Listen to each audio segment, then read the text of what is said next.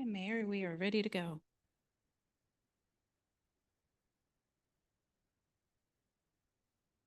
Good evening, everyone. We will go ahead and call this regular session to order tonight on March 9th, 2026.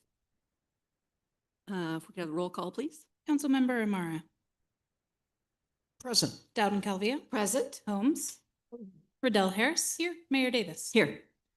Thank you very much. Before we go forward, we have nothing to report from closed session. And let's see, Councilmember Holmes, will you lead us with the pledge?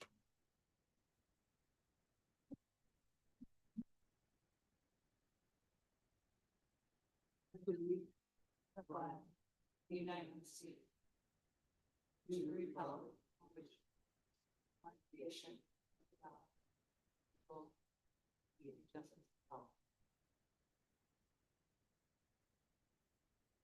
Thank you very much. All right, tonight we have two proclamations. We'll start tonight with the proclamation for National Nutrition Month. Do we have Kurt and Maggie Williams? Yeah, okay, perfect. I'll meet you over here.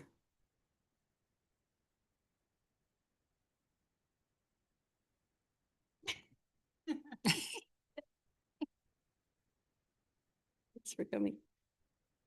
And I'm especially excited for this tonight because I'm also a registered dietitian. Yes, so this, I laughed last year, I didn't even think about the proclamation. So I'm excited that we're doing it this year. All right, so National Nutrition Month, March 2026. Whereas food is the substance by which life is sustained and proper nutrition is essential to the health, growth, and well-being of individuals and families. And whereas the type, quality, and quantity of food individuals consume each day play a vital role in overall health, disease prevention, and physical fitness. And whereas National Nutrition Month is an annual campaign created by the Academy of Nutrition and Dietetics to raise awareness about the importance of making informed food choices and developing sound eating and physical activity habits. And whereas education and community awareness about nutrition can empower individuals and families to make healthier choices that improve quality of life and long-term wellness. Now, therefore, I, Kelly Davis, Mayor of the City of Auburn, on behalf of the City Council, do hereby proclaim the month of March as National Nutrition Month in the City of Auburn and encourage all residents to learn more about the importance of nutrition, make informed food choices, and adopt healthy eating and physical activity habits to support a healthier community today and in the future. Thank you so much. Bring that. She's accepting. Would you like a photo for your daughter?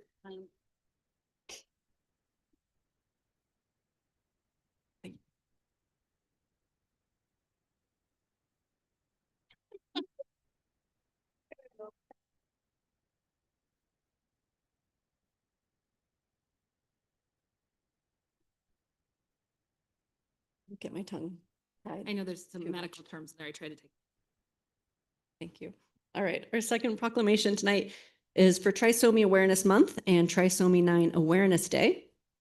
Whereas trisomy is a condition characterized by the presence of an extra chromosome within a person's cells, a genetic disorder that deeply affects individuals and their families. And whereas the most common trisomies in newborns are Down syndrome, trisomy 21, Edwards syndrome, trisomy 18, and Patau syndrome, trisomy 13.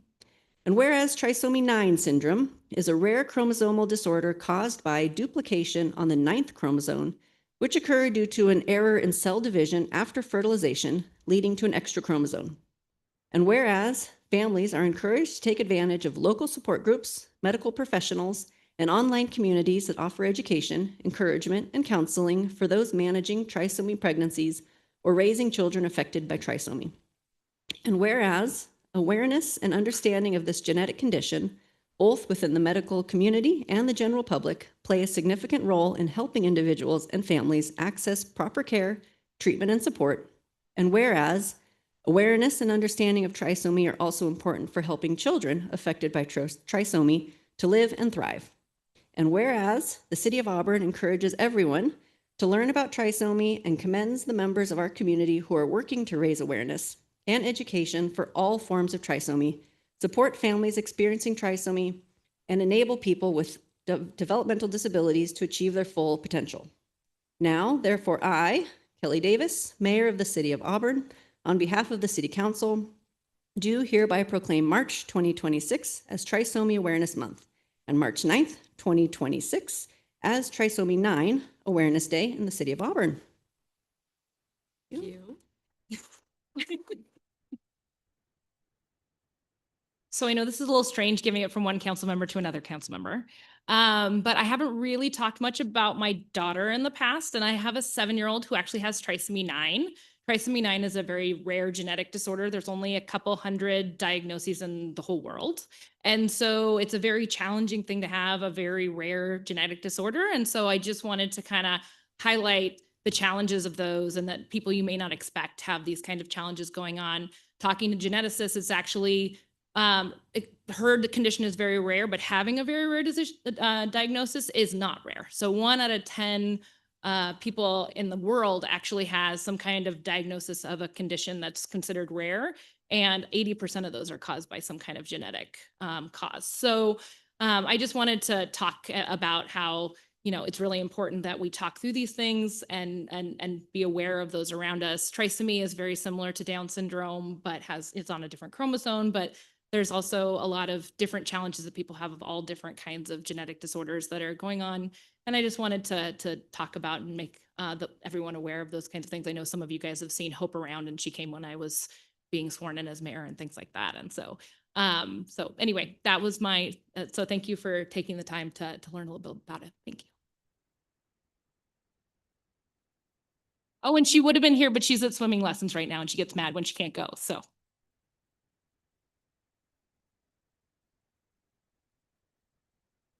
All right, moving on to adoption of the agenda. This is the time set aside for council members and/or the public to ask for removal, postponement, or a change to the listed sequence of an agenda item. The agenda will be approved by consensus of the council. Council, do we have any requests? Nope, any requests from the public? Madam Clerk? Oh, I'm sorry, all in favor? Any opposed? All right, it's approved. Consent agenda. All matters listed under the consent agenda are considered to be routine in nature and will be approved by one blanket motion with a roll call vote. There will be no separate discussion of these items unless persons request specific items to be removed from the consent calendar for a discussion and separate action. Any items removed will be considered after the motion to approve the consent calendar. Any requests from council? Yes, Madam Mayor, I'd like to remove item number 3. I will need to recuse myself from that vote. Thank you. Any other requests from council? Any requests from the public? We actually have, there are 2 that a member of the public wanted to pull off, number 4 and number 5. 4 and 5. All right, do we have a motion for approval of 1, 2, 6, and 7? I'll move approval of the amended consent agenda. I'll second. All right, any further comments? Madam Clerk, would you please call roll? Sure. For the record, on item number 6 being approved on the consent calendar, the resolution 2623 was amended due to a clerical error of from 61,000 to 61,200. That is just for the record. what? Item 6. Oh. It was the only difference of $200. Okay, roll call. Councilmember Amara. Yes. Dowden Calvillo. Aye. Holmes. Aye. Riddell Harris. Aye. And Mayor Davis. Aye. All right, we will move to item number 3, authorization to accept funds from the Middle Fork Project Fuel Reduction Management Program.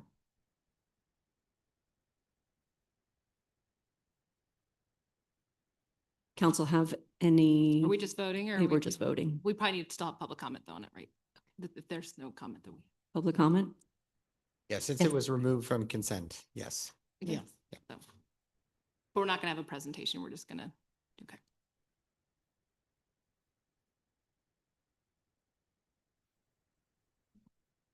Good evening, Mayor, Council. My name is Peter Friedrich.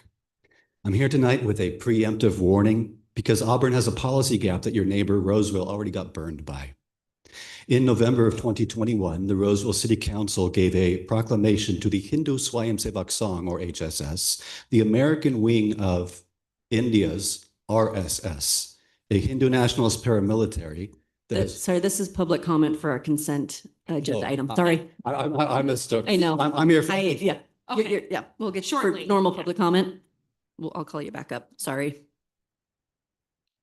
public comment for the funds for the Middle Fork project. All right, have a motion? Yes. On it. So we do this every year at the Roby Point area. We'll bring up our assistant fire chief to answer that. Good evening, Tony D'Ambrosio, Assistant Fire Chief for the record. We haven't done this in a few years. We used to get Middle Fork funding for various fuel reduction projects. But it has been a few years since grant funding was available for this. So this is the first year in about 3 years that we've applied for Middle Fork funding. And it's how many acres? It's not measured by acres, we're measuring it by roadway. So the intent of this is to clear the canopy and make egress and ingress and egress into the Roby Point area safer for residents to evacuate and for fire personnel to get in if there was ever a fire. So this project is not measured in acres. Okay, good. I saw the rows. Okay, thank you. Yeah. Okay. No. Any- I'll move to approve. I'll second it. All right, Madam Clerk, would you please call the roll? Yes. Aye. Yes. Thank you very much. Moving on to item number 4, 2025-2026 road maintenance project award of contract. So I know that we had a member of the public, Peggy Meadows, in the audience that wanted to speak to this.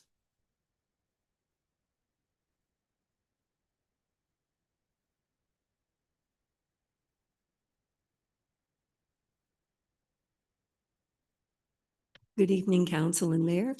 I'm Peggy Meadows. I live at 247 Aeolia Drive. And this would also run with item number 5. Your city manager came out, and I've also communicated with Mengel for some damage that was done to our property when the sewer and water project was done last year. We purposely stayed away for most of it, but my husband, Mark, did witness a couple of things, and then we've seen what's been left behind from the construction. Our house is one of those, our property is one of those that has a good amount that is our property, but it's considered the right of way for any kind of utility easements or anything that needs to be done. And we had no problem with that. But even though our asphalt was starting to get a little cracked over the years, that happens, it was accelerated, we feel, accelerated quite a bit by the work that was done this summer on the repaving. No, not the repaving, I'm sorry, not the repaving part, but the large machinery that was there that needed to like move the earth and that kind of thing. Really heavy stuff was used. It was our little area of Aeolia Drive kind of serves as a turnaround, and people like to park there, including large equipment, and it's very heavy.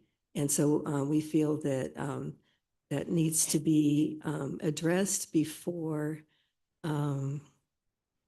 That's why I'm sorry, I'm kind of bringing these two items together. We're hoping that if it can be worked out, that when the road maintenance project starts, and there is some on the other part of Aeolia, that's what I need to say. The other part of Aeolia is going to get done. It makes sense. We saw them when they were repaving right in front of our place, and we requested over time, we kept saying it's a good idea to repave our section that's damaged even more. And they said that's not part of the project.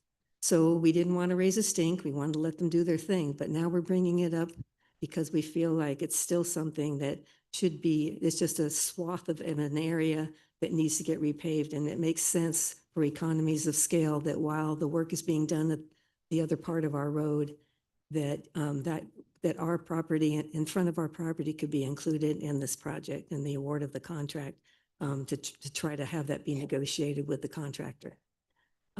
So anyway, I guess I'll talk about the other part when you get to item number 5. Any questions for me? Is it already on the list? It says Aeolia Drive to the end. I think Sean was saying that it's around the other end of it. I think, Yeah, I yeah. didn't actually see it. Yeah, so I actually went out there last week to talk to Peggy and her husband Mark to kind of just look at the issue that they brought up. The paving project includes a portion of Aeolia, not this portion. This portion was paved when the sewer project was finished up. And so I think that what Peggy is asking for is that the city consider including fixing her driveway in the overall paving project. The easement, the right-of-way easement, it's not Right. really so much of a driveway part, but Right. yeah. So it's something I need to talk to Mengel about whether that is a possibility or not.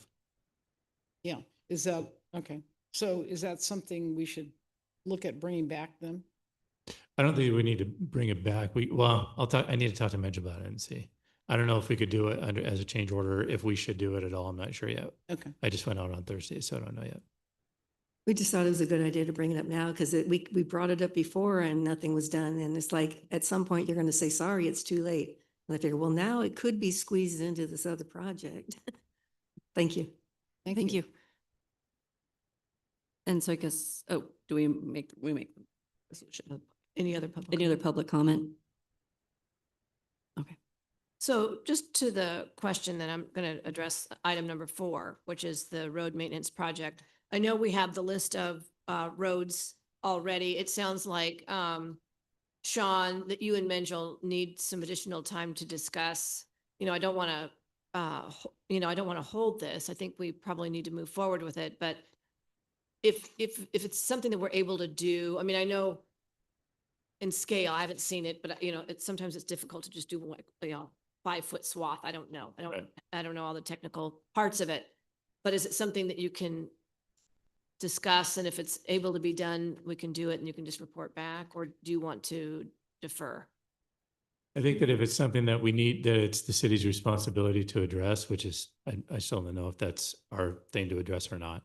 If it is something that the city needs to address, we can deal with it as maybe a change order. And if that change order goes beyond the amount of contingency in the contract, we could bring that back to council. for Okay, so we could move forward with this. We could Recommend- discuss that and figure out what's the best way to proceed. And then if we feel like we can do it, then you can bring a change Right. order back to us. That sounds fine with me. Thanks It's very important to much. keep important to keep the contract moving forward, because if we don't, we could potentially lose out. Agreed. I just wanted to decide how the best way to approach Yeah, that. I agree, but we don't need to just bring that one particular item back. If the change order that we would, I don't know whether or not this is the city's issue to fix or not. So Okay. we need to do an investigation on that first. Okay. And we'll do that quickly. If it is the city's issue to resolve, we can address it through a change order. The contract has a certain amount of contingency. If the change order exceeds that contingency, so it would put the overall contract past the contract amount, we Okay. could bring it back. We would be able to do that by the end of the Okay, next- but you'll be able to do it in timely manner so that Yeah. if we, Oh, yeah. this won't be Right. obsolete. Okay, thank you. Does this work? When will the work be done, Mengel? Actually start? I mean, I know this is a process, but when do you anticipate work starting? Well, once we get approval, if we do, I anticipate meeting with the contractor tomorrow and then we can set a schedule. So, I mean, is it work generally done in the summer though? That's what I'm just wondering. We're trying to get ahead of it and do it early spring. So we would see something happening within the next 2 to 3 weeks Okay, great. for And mobilization. good to see Baltic Circle on there. Thank you very much. Thank you. Madam Mayor, if there's no other public comment, I'll go ahead and move adoption by resolution. I'll second. Any further comments? Madam Mayor, please roll the call. Roll on, call. Blair. Call the roll. You got it. Add the clerk. Got a promotion. Madam Clerk. We're trying this new thing where I follow the rules. Councilmember Amara. Yes. Dowden Calvillo. Aye. Holmes. Riddell Harris. Aye. Mayor Davis. Aye. Item number 5. Aeolia Drive Sewer and Water Replacement Project, Notice of Completion. And so There we again, go. this would be a request from Peggy Mose to pull off and discuss.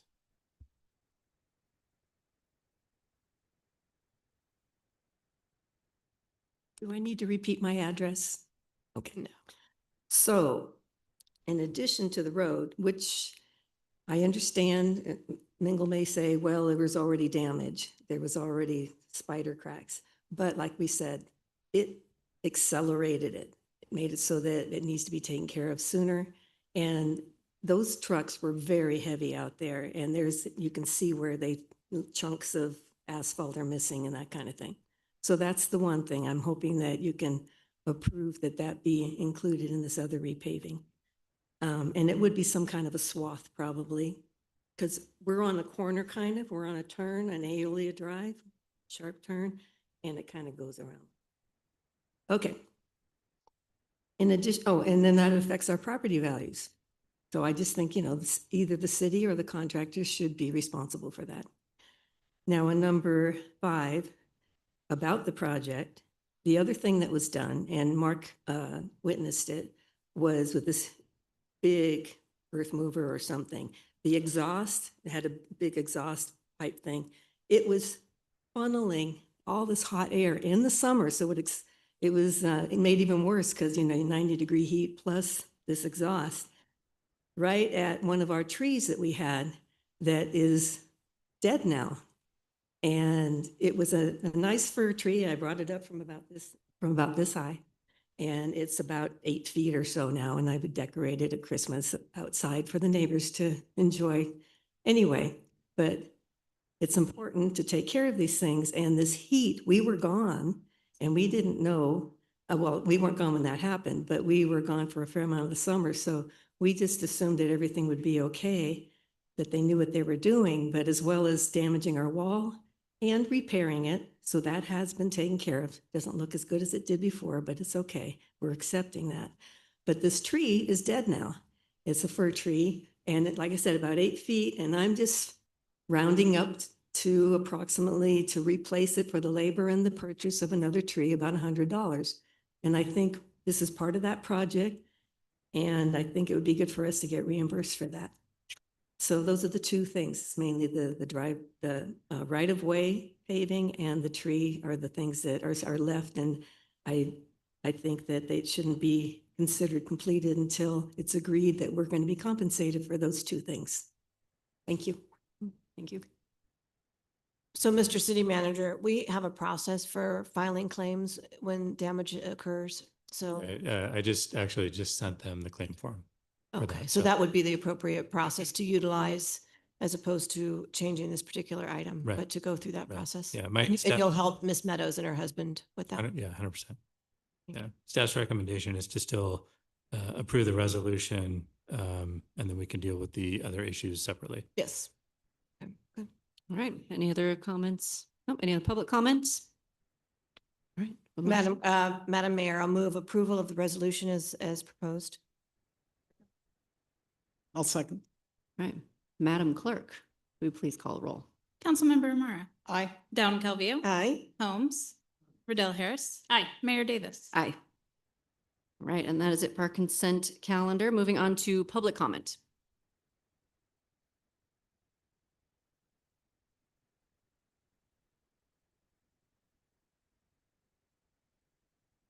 Good evening, Mayor, Council. My name is Peter Friedrich, and I'm here tonight with a preemptive warning because Auburn has a policy gap that your neighbor Roseville already got burned by. In November of 2021, the Roseville City Council gave a proclamation to the Hindu Swayamsevak Sangh, HSS, which is the American wing of India's RSS, a Hindu nationalist paramilitary that has orchestrated massacres of Indian Christians and produced India's current prime minister. The organization drafted the language itself and handed it to the council for a signature. And when the public found out, it became a months-long controversy. The mayor publicly apologized, not to the residents, but to HSS, and affirmed the city stood by the proclamation. 3 Californian cities, however, Manteca, Lathrop, and Elk Grove, looked at the same evidence and rescinded their proclamations. But even after the mayor defended the proclamation, Roseville still changed its policy. Their ceremonial documents page now lists exclusions that did not exist before. No proclamations for religious purposes, no proclamations for matters in countries outside the US, no proclamations for organizations linked to groups that advocate violence or hatred. And the big one, proclamations will no longer be presented at city council meetings. They can be picked up, but the public ceremony is gone. Rose will shut the door because a foreign influence operation walked through it. A national investigation in 2023 found that across just 4 consecutive annual events, HSS had collected 439 proclamations from cities across the US. HSS drafted the text, and most cities signed without a background check. Those proclamations traveled to Sacramento, where a connected organization, the Hindu American Foundation, stacked them into a wall of credibility to influence California's own lawmaking. An operation the DOJ has been formally asked to investigate under the Foreign Agents Registration Act. The bill they helped kill was SB 509, a bill to train Californian law enforcement to recognize threats from foreign governments operating on American soil.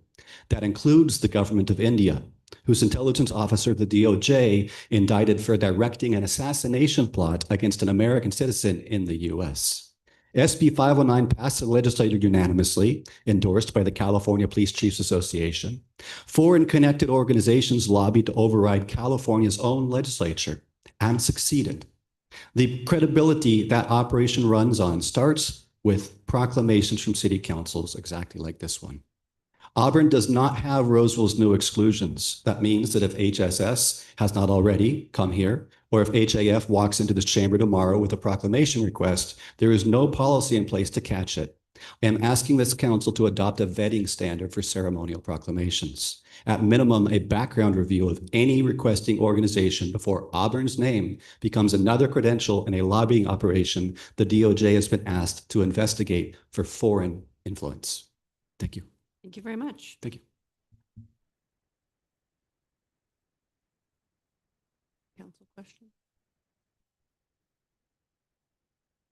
All right, any other public comment? All right. Madam Mayor, before we move Oh, I on. have public comment. Oh, go ahead, do your public comment, because I have a point of order after you're done.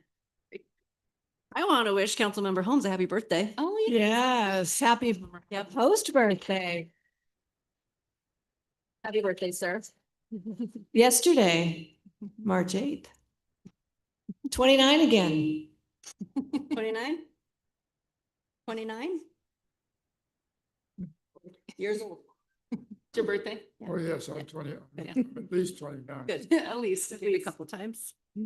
All right, my other comments, I wanted to alert the community to the Canyons Race is coming up next month, giving a little bit of a heads up for businesses, for any community groups wanting to coordinate themselves around this big weekend. Thousands of people will come to town. It's April 24th, 25th and 26th, ending in downtown. So a great time to showcase Auburn and showcase businesses. And then along with that, we have some park folks up here, but the Park Protect American River Canyon is doing a canyon cleanup April 18th down at the confluence. And we'll be offering free Auburn On Demand leaving from City Hall at 7:30, and then also facilitating additional shuttles to trail cleanup. So it's a great event. Ale House gives lunch. You even get a little beer coupon. So if you're available, it's well worth marking your calendars for April 18th.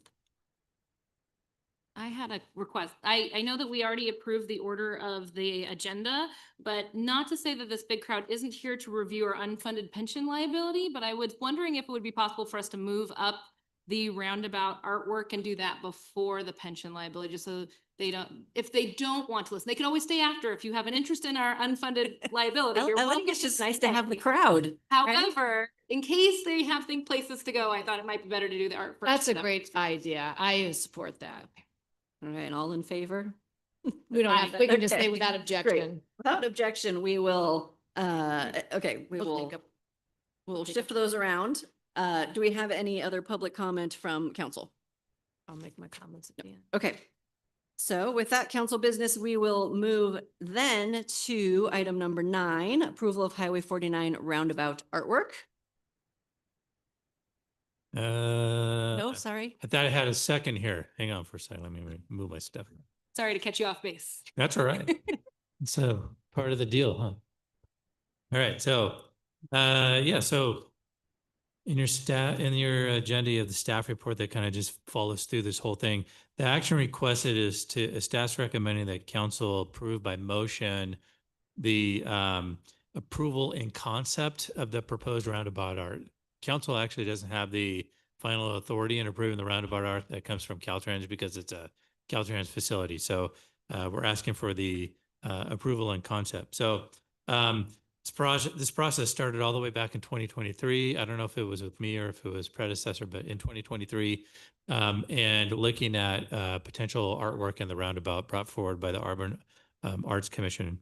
And so working with the commission and specifically with April Maynard, staff worked with them to develop an RFP that was released back on March 26th of 2025. 25? 25. With the deadline submissions of May 28th. So between that release date and the deadline for the submissions, we added a couple addendas as we typically do for those kind of RFP things. 8 proposals were submitted. And on May 31st, the panel, evaluation panel, and April will talk about kind of how this actually all worked. The panel received copies of the 8 proposals, with the instructions on the review process and how to start scoring that. There's copies of that scoring criteria in the packet for you. They met in June 24th of 2025 at City Hall to discuss the proposals. And then June 24th, the panel shared thoughts about the different artwork that was submitted. They selected a finalist for the potential artwork, which is I want to make sure I get the name right. Deanna Marsh and her team, and so that's the artwork that we've been working with. Bunch of different rounds of questions, different thing working through 2025 to the point where we now have the proposal before the council for consideration and potential conceptual approval. Arts Commission knows that there's no monetary support from the city that can implement this project. It's estimated at about $250,000 to bring the project to fruition. And so assuming that council approves the project in concept, that will allow the artwork to be presented to Caltrans and then start the actual fundraising process. We have some renderings that are in the packet. And then I just also, again, wanted to highlight this is the Caltrans thing to do the final approval for. And then I'll turn it over to April. She's going to kind of run through a little bit more of the timeline and other issues. We also have a video that we're going to show that actually shows the artwork itself. Good evening, April Maynard, Chair of the Auburn Arts Commission. Thank you for allowing us to come on the agenda. I'm kind of starting backwards. That is all the case, but what we have now is people who are interested or entities who are interested in making donations and of course want to see the proposal.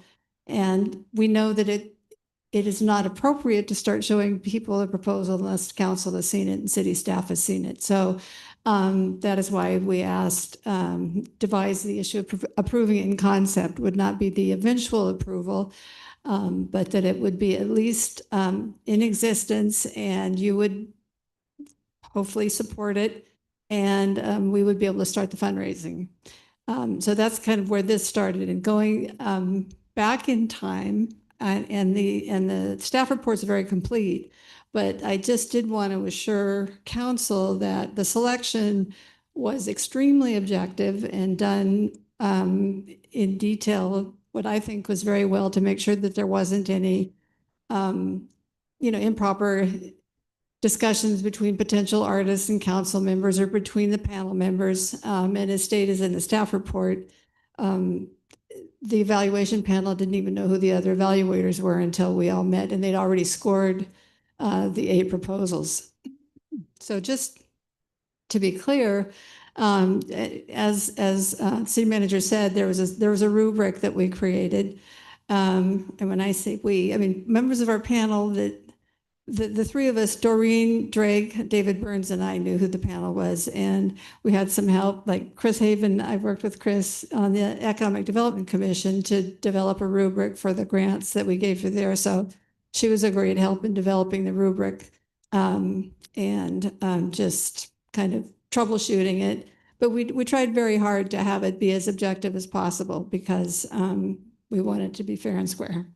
So when the results came back and each member of the panel had scored the 8 proposals privately on their own, and then they provided their own scoring, and then that was tabulated. It was quite apparent, and it wasn't like everyone had the same scoring or anything, but when you looked at the scoring, clearly the highest score on points was the Marsh team proposal. And when you saw the ranking for the Marsh team proposal, they were either first place or second place, all the way down, far and above the remaining proposals. So we started by talking about all the proposals, and then when it kind of got to further discussion about why you like this and that, it really very, very quickly became clear that the Marsh proposal was just definitely the appropriate choice. And Deanna Marsh is here, sitting in the second row. A lot of you know her. Genevieve Marsh Tucker was on the team, and then Laurel Matei. I know Matthew. They're the team, and you're probably all familiar with all 3 of them or some of them, but it was just quite a great experience. And I'm happy to answer any questions, but I think it would be really great to see the video because it really tells the story from the people who were there. So if we can. And just quickly too, I wanted to add one thing. In the past discussions with council, there was a direction to staff to look at placing the name Auburn, the city name, somewhere within the artwork. There's a section in the staff report that addresses that, and basically the Caltrans project development manual with a bunch of numbers after that says that you can't actually have community identification in something like this. It has to be attached to a building or like an overpass. You can't have it be a freestanding thing. So what staff is proposing to do, and we're going to start looking at, is creating gateway signage for not only this area, but put it over on the side on the city's right of way, but also other gateways into the city. So we've got kind of a consistent theming centered around that. And to even clarify that further, there can be no text in the roundabout of any kind. And then there's a different section for the community identification, and that's what has to be attached. Can't be freestanding and has to be attached to another Caltrans structure or something. So anyway, let it roll.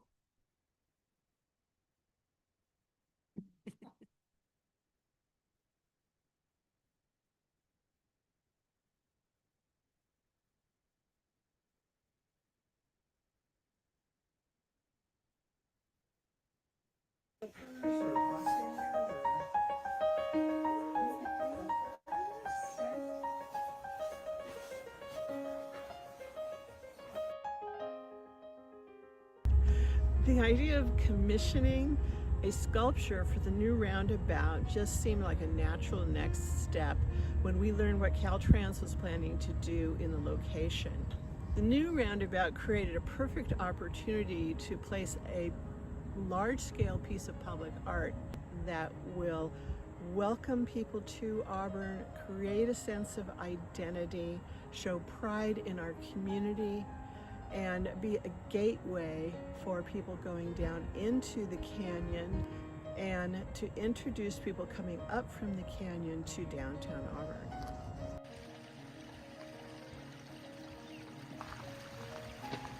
One day I was walking to my studio thinking about the design for the roundabout site.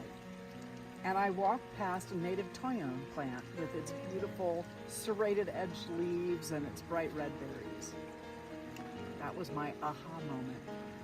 This abundant plant that has thrived in our canyon environment for centuries could be the form factor for the main sculpture. The toyon plant is a favorite resource of butterflies and other pollinators. Its berries feed the birds, coyotes and the bears, and even humans if we cook first. In short, it is an abundant provider, and it's a resilient evergreen plant in this canyon. We put out a request for proposals through various art organizations and contract mechanisms. At this time, we came up with a diverse 7-member proposal review committee. At the end of the submission period, we received 8 proposals. Deanna Marsh Studio came out on top with their Legacy of Leaves sculpture. I imagined 3 leaves circling the interior hill of the roundabout, And inside their leaf form could be all the ways that we love the canyon, the river, and the wildlife. And this serrated edge could become the white water or the rocky trails and just glide into the whole design.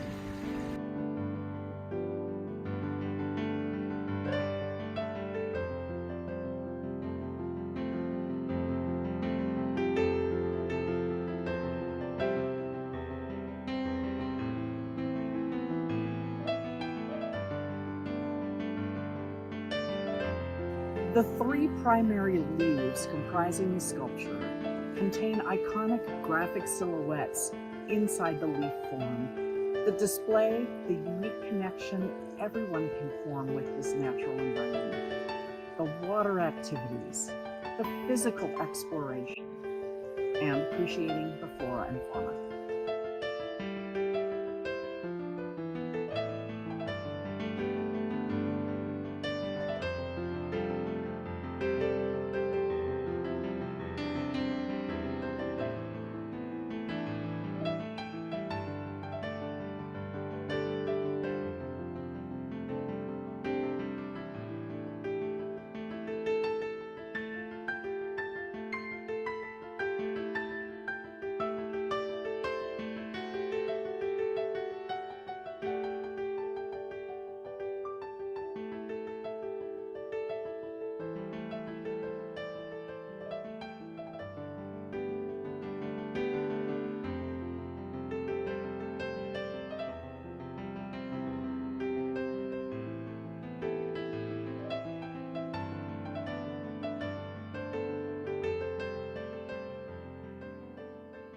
It is my pleasure to be able to talk about Deanna Marsh Studio. Deanna Marsh Studio believes public art must fundamentally do three things: urge people to engage in their neighborhood or landscape, prompt curiosity, and connect the audience with the creative narrative of the art. When these elements converge, the public form a deeper connection, sense of ownership with the artwork, and the viewers feel the wow factor that true creativity stimulates. For this project, the Deanna Marsh Studio team consists of 3 artists, all local to the Auburn area. The principal artist, Deanna Marsh, has a sculpture practice that spans over 2 decades of commercial and public art projects. Initially, her projects were nurtured by Placer County's community of artists and art organizations. Today, her work has expanded to include installations throughout the United States, Canada, Asia, and Europe. The roots of her inspiration have always drawn on an understanding of the geology, biology, and native landscapes of the Sierra foothills. I understand the history of this place I call home. The natural abundance growing in the area has enabled people and animals to be fed, protected, and nurtured for such a long time here. Today, the canyon and river attract outdoor enthusiasts to enjoy the trails, the scenery, and the river sports. My sculptural proposal for the first Auburn Roundabout builds on this foundation of shared interests that we all have for the river and the canyon and the things that we value about this very special place. In the last decade, she has been collaborating frequently with her daughter, Genevieve Tucker, who is an architectural designer and artist in her own right, designing beautiful site-responsive buildings that entwine the nature story of a place into site plans and historical building culture into material quality. They are both graduates of Rhode Island School of Design, which adds to their shared language of artistic collaboration. In my studio, I learned that the bedrock of environmental stewardship for me is a feeling. It's a feeling of responsibility that grows from my love of living here. I love our canyon, the wild river, the rolling woodlands. So I care for it in my artwork and my design work. I'm fascinated with how it all works as a whole, from the environmental forces to the intricate details of the plant and animal life, and how we as human beings find ourselves in it and a part of it. The third member of the team is Laurel Matthey, who brings almost 40 years of experience as an art director, graphic designer, and illustrator. Having grown up in Colfax and the Sierra Nevada foothills, Laurel's passion for wildlife and the environs led her to illustrating the local flora and fauna. Her wildlife illustrations have found new life by appearing on the sides of Auburn Transit buses and local vehicles. I think it's amazing that you can go down the river and see otters, and that there's wild animals like cougars and bears as our neighbors. I love to capture those animals and where they live and bring them to where people can see them and appreciate them as well. Their combined skill sets and similar creative muses make Deanna, Genevieve, and Laurel an excellent fit for the Roundabout project. Most of all, they are excited to have an opportunity to develop a sculpture for their own community. The entire sculpture is constructed of Core 10 steel. Core 10 possesses exceptional corrosion resistance and tensile strength. Core 10 steel is known as a weathering steel, as the steel forms a protective layer on its surface under the influence of weather, and it does not need to be painted. The steel patina deepens over time to this rich, dark brown. Each 20-foot leaf will be laser cut in sections and welded together. The arcs will be formed mechanically by a press brake. As conservation is a vital issue, we felt it was important to use natural-looking materials that are also sustainable. There are few, if any, remaining areas of public property within the Auburn city limits that could support an art installation of this size. So the opportunity to do something on this scale is quite rare. The vision and qualifications of this local design team, coordinating with local volunteers to move this forward, guarantee that this will be a successful project and a beacon to anyone heading to or from the American River for years to come.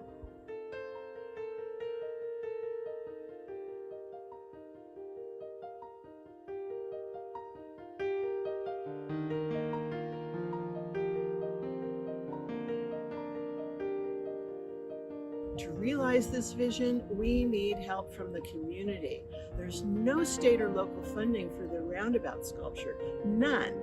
It will be funded by private contributions 100%. So if living in a community that values its public spaces is important to you, and if you feel like we do, that this sculpture reflects part of the unique nature of where we live, then this is my shameless pitch, asking you to join us in funding this beautiful sculpture.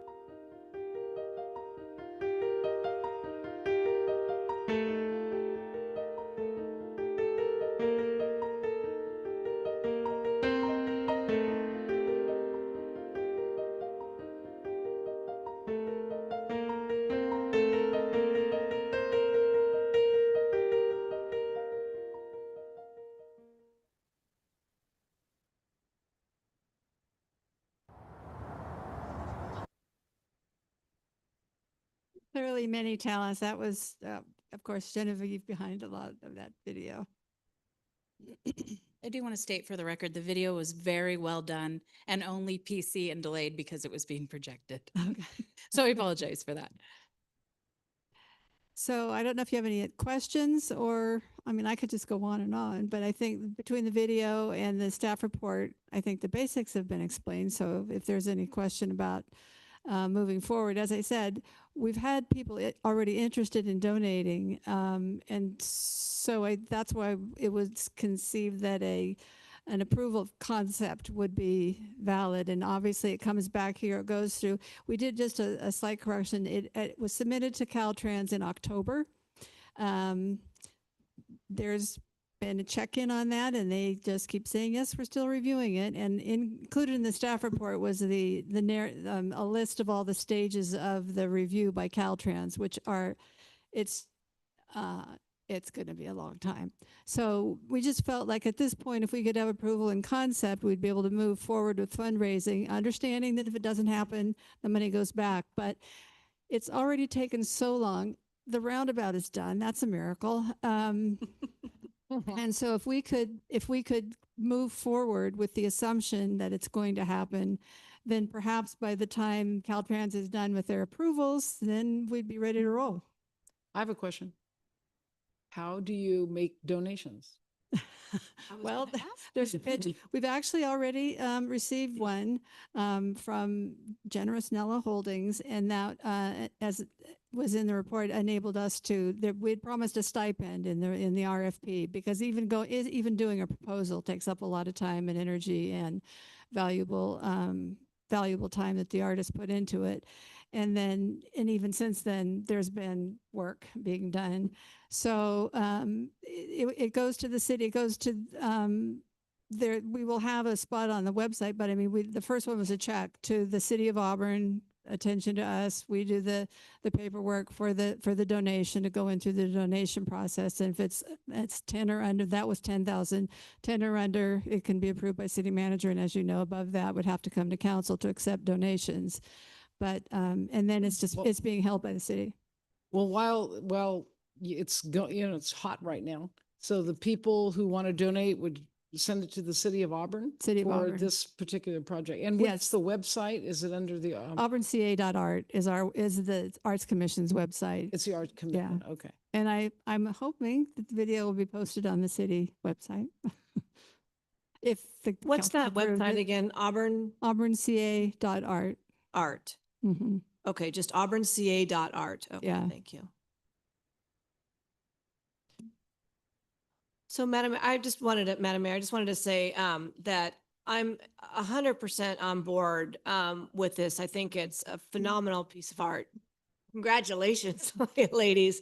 I mean, I think it will just really showcase our canyon and our area, and just 100% on board. I think what a fabulous opportunity for us, and looking forward to Caltrans giving this the okay to poke them a little bit, Mr. City Manager, but just phenomenal piece of Don't art. seem to be pokeable.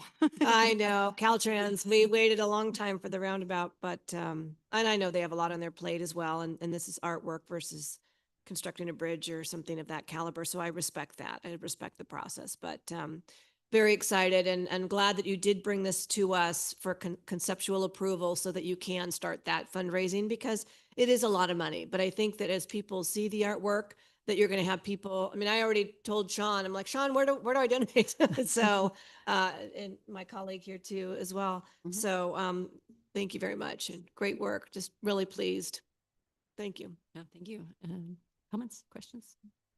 No questions. Just I wanted to say, I think it's great. I'm really excited about it. I appreciate all the hard work that you put into the many, many processes behind it, and to make it a rigorous process so that way it could be like the competitiveness of it and making sure that it was done the right way. I think that really helps to make it a smooth process, and I'm looking forward to it. And I'm also going to find the website so I can donate too. So thank you. Just in terms of the process, Doreen Drake from the Arts Commission came out of the county. She retired from the county and she was in procurement with the county. So she was our expert on that. And then David Burns was our expert on reading those plans and trying to figure out what Caltrans was doing. So it was a good team. Yeah. Councilmember Holmes, you have comments, questions? Yes, did you say that Caltrans had already approved this? No, I said that it went to them in October, and they just keep telling us it's being reviewed. And that's just a preliminary proposal review. They just got the renderings from the proposal itself. It's gone through some development then. So no, there's too long procedures. I mean, that's kind of, there's a qualified preliminary, there's a permanent, but it's all a proposal and it goes all over Caltrans. Thank you. Mara? Yeah, I just wanted to say thank you very much. I'm just very impressed and amazed at the hard work and hours that all of you put in. I know it's not an easy task what you did, and you did a beautiful job. And the other thing I'm very appreciative of is that this is an Auburn group. I'm so excited. That's wonderful. And what a legacy. I'm just super excited. This is wonderful. It's going to be a destination. Thank you. Yeah, I just want to thank you as well and congratulate you. I think by the crowd in the room, it shows the community support, and that this is just, everyone is excited to see this, and it far exceeds, my expectations. I felt like I could touch it. So thank you for your work with the proposal. It's beautiful. Any public comment? Okay, seeing none. I'll make a motion that we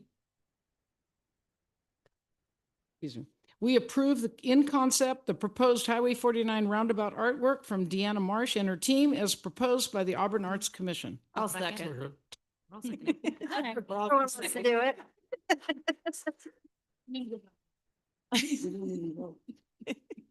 Madam Clerk, will you please call roll?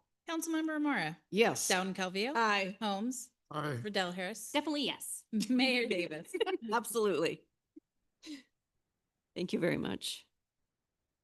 Thank you. Are you sure you don't want to stay for the Yeah, pension wait, there's- but liability? wait, there's It's going to be more. super exciting. Yeah. Do we want to maybe have a 2-minute recess or All right. have a Yep. 2-minute recess? Yeah. 2 minutes. 2 minutes. At the request of Councilmember Dowden Calvillo, we'll take a 2 2-minute break. 2-minute break. All right. I'll start talking over.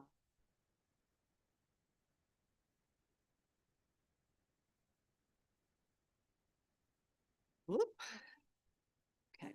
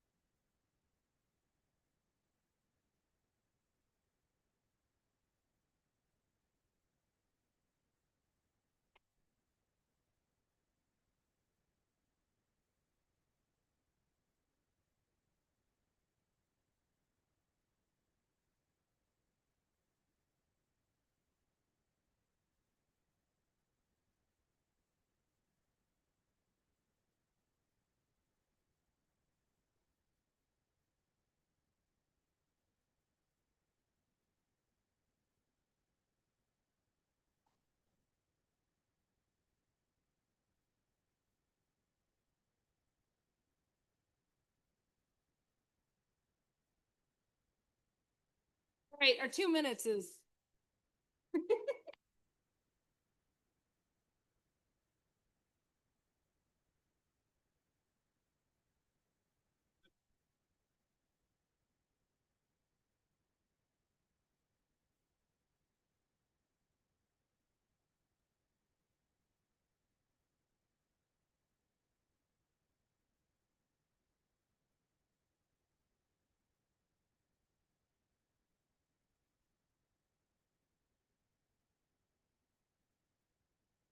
Ready to rock and roll? Alice. Oh.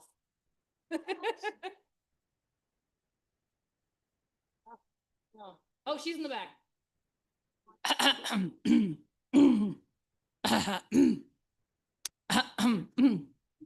Kelly's not getting hints. Kelly, we should start trying to come back together.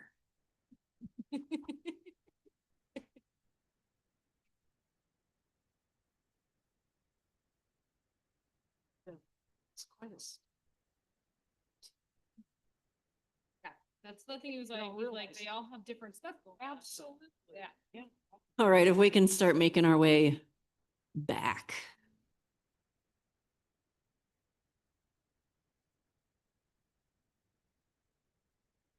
I know I don't either.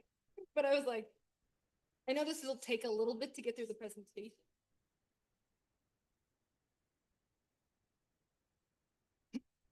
When we come back together, I just met Jack the Eagles. Give him a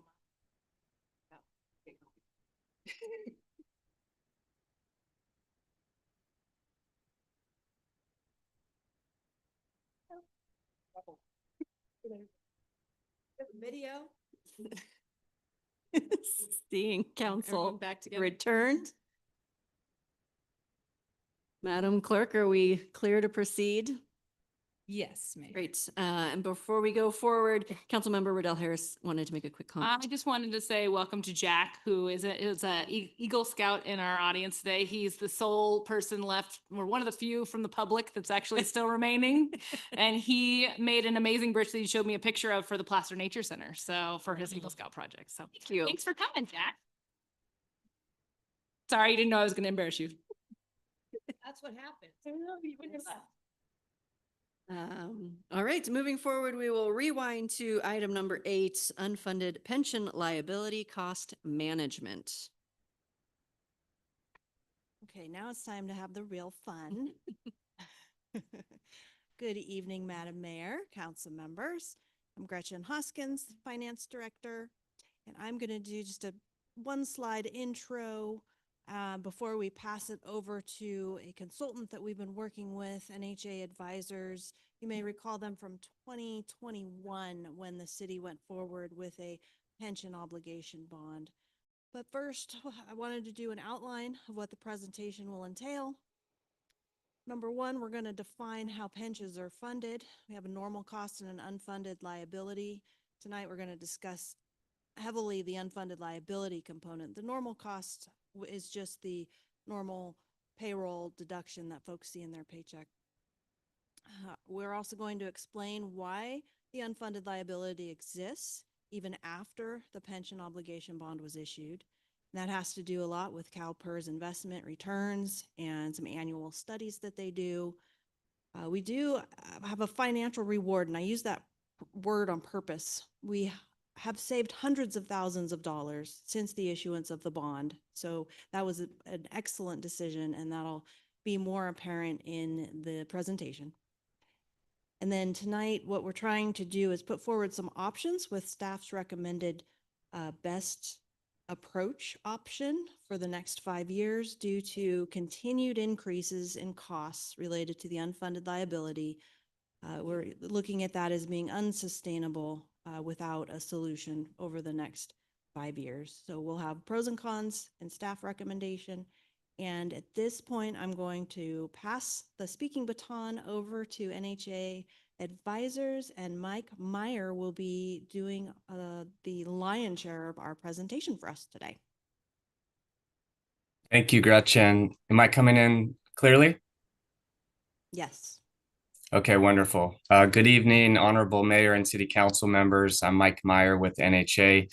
It's nice to be with you all tonight. I will try to keep this somewhat exciting as much as possible. It is a fairly long deck, but try to get through it in a concise way. Feel free to answer or ask questions along the way, or save them till the end, whatever you feel comfortable with. So just as a quick background, NHA Advisors is a municipal advisor. We've been working with the city on a number of projects over the last 5 years. I personally head up our pension and fiscal sustainability group. So we work with a lot of agencies across the state of California on putting together strategies to better manage these rising pension liabilities.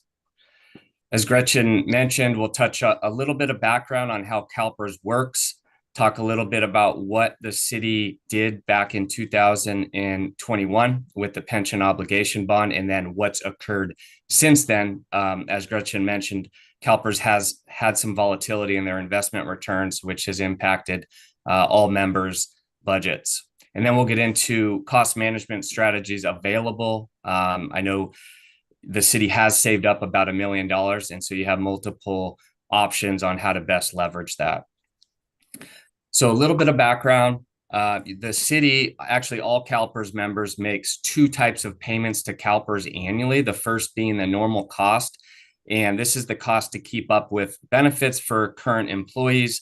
And theoretically, in a perfect world, if CalPERS were to meet all their assumptions, that's the only cost you'd ever pay. Unfortunately, over time, CalPERS has missed their marks when it comes to their investment return targets, and they've also changed assumptions. And so what happens is a UAL develops, and that is the shortfall between what the city would need to have in assets to be fully funded, and that's that $95 million blue bar on the chart on the right, versus what you actually have in assets. With CalPERS, that's about $83.6 million. So that right now stands at about $11.6 million. It's a large number. Just like a mortgage, CalPERS asks you to amortize that debt over a period of time. So it's not all up front. And as we'll get to in a few slides, that number does bounce around every single year. So we'll get into that as well. Why are we even talking about unfunded liabilities? These weren't really a thing back in the 80s and 90s. But over the last 20 years, CalPERS has not met the investment return assumptions that it set out to. Back in the early 2000s, they had assumed they'd make over 8% in the stock market, but it's been a bit lower than that over the last 20 years. Also, they have changed assumptions numerous times as well, notably their discount rate, which is their assumed rate of return. Other smaller changes as well, like inflation and mortality rates, have also driven costs up higher. This graphic on slide 9 here is from the CalPERS website, but I think is really instructive on how benefits get funded, where the money is coming from. And so right now, about 55% of all benefits are getting funded through their investment returns. About a third is being picked up by the employers, so City of Auburn, and then employees or the members are picking up about 11%. Now, if you would have looked at this graphic before the Great Recession in 2008, that left side of the dollar would have been about 70% coming from investment earnings, meaning that employers were only having to pay 20%. But as the investment earnings haven't met expectation, that means that the middle part of that dollar there keeps going up, meaning that employers have to cough up those increases. So rewinding back to, this is a chart we're going to look at because it is the future payments that the city has, but we're going to look at it in a few different time periods. So this slide here, slide 11, is kind of a rewind back to the fiscal year 2021 fiscal year when the city decided to issue a pension obligation bond. You issued about 17 million of pension bonds, which paid off about 75% of the UAL at that time. At that point in time, Auburn's UAL was about $22 million. It was around the spring of 20 when CalPERS was having a good year. So the team did estimate that UAL was going to come down a bit. And that's why we decided not to fully fund the UAL. We did that would have been closer to 22 million. And really the key objective with the new payments that you can see in the navy blue there was to create a more sustainable payment for that debt. And the nice thing about that, those dark blue payments, is that those are fixed. They're fixed at a 3% interest rate. So that's the interest rate on your pension obligation bond, whereas the interest rate on the UAL debt with CalPERS is at a 6.8%. So you could kind of think of it as a loan at a higher interest rate. And then the other thing to note here is that the payments the city was scheduled to face are shown in that upper royal blue bar. So those payments were going to max out at about 2.5 million at that time. And then after the pension bond restructuring, the payments were brought down to that orange line. Should also note that these bonds do have a 10-year call feature, meaning that in about 4 or 5 years, you'd be able to pay these off if you wanted to, or refinance them at a lower rate, but most likely interest rates won't be lower. Right now, just so you know, taxable POB rates are at around 6%, whereas your loan is at 3%. This chart here is a history of your UAL as well as the funded ratio. So the UAL is shown in the gray bars. And if you go all the way to the left, in 2019, it was about 21 million. 2020, about 22.4 million. That's the year that the team in city council was evaluating the POB issuance. You see a big drop there in 2021, and that's because the POB was issued, so it extinguished most of the UAL. Also, CalPERS ended the year at 22.4% return. So you actually saw a big reduction in the UAL. The city was actually overfunded for a snapshot in time. Unfortunately, if you look right in the middle of that chart in 2022, you see that gray bar comes back. So 9.7 million of UAL again, and that was specifically due to the fact that CalPERS lost negative 7.5% on their returns. And so that's kind of how the UAL works. Whenever CalPERS beats their 6.8% target, you'll see a reduction in the UAL. Whenever they miss their mark, you're going to see an increase. And so that 22 was a very bad year from CalPERS, and that's why you see that UAL reappear. It's kind of bounced around that 11.5 or so million the last couple years. And then if you look way to the right, the good news, we think, is that once the new reports are released this summer, it will take into account last year's 12.1% return. So they did have, the last couple of years, they've actually beat their assumption. So we do expect that UAL will go down to under 8 million, but we won't know for sure until those reports are released this summer. So this is the current snapshot of payments. Again, the navy blue, those payments aren't changing. That's your POB payments. What is new is this 11.6 million of UAL that's shown in the light blue. And almost all of this is attributable to that bad year from 22. And the reason it kind of starts to step up and gradually ramp up, and there's a couple years of delay there before you actually see the impact, is because that's how CalPERS works. So whenever they have a bad year, there's a 2-year delay before they actually make you pay on that. And they actually ramp the payments up over 5 years, which is why you kind of see it like a ladder going up from 25 all the way to 28, and then it flattens out.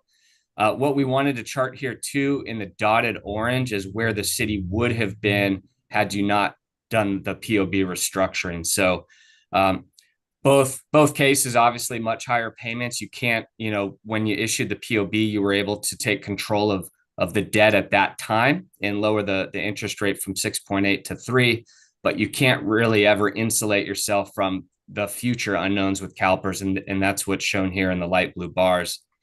I did mention that we'd show one last chart here of projected payments. We do believe that those light blue bars are going to go down by quite a bit once you see the new reports this summer.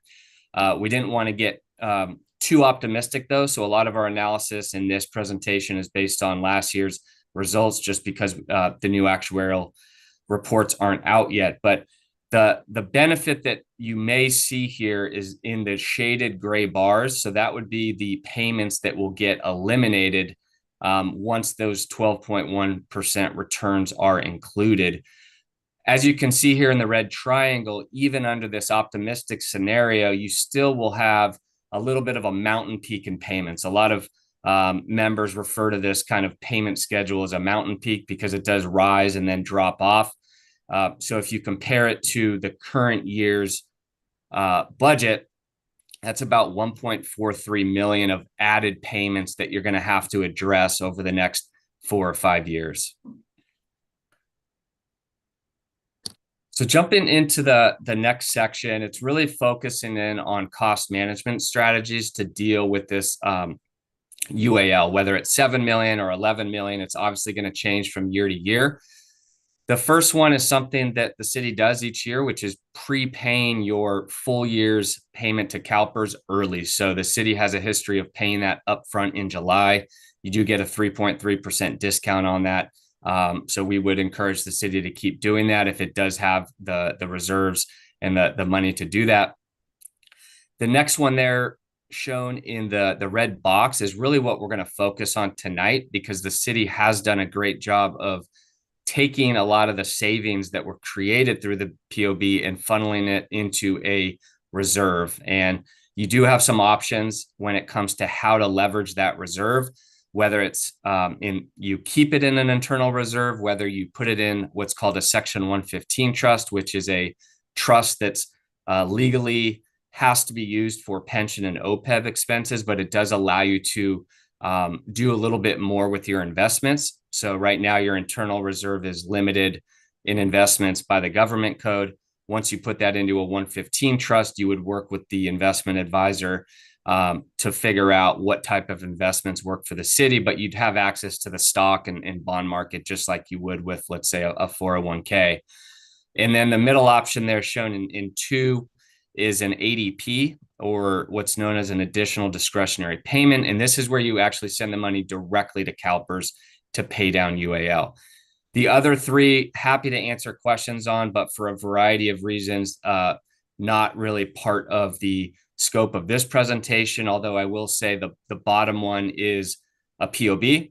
And again, this was a very common strategy. And I think 100 agencies did this around the time that Auburn did between 2020 and 2022, because it was kind of a historically low interest rate environment. But as I mentioned earlier, interest rates have more than doubled since then. And that's why there's been no agencies in the last 3 years that have executed on that strategy.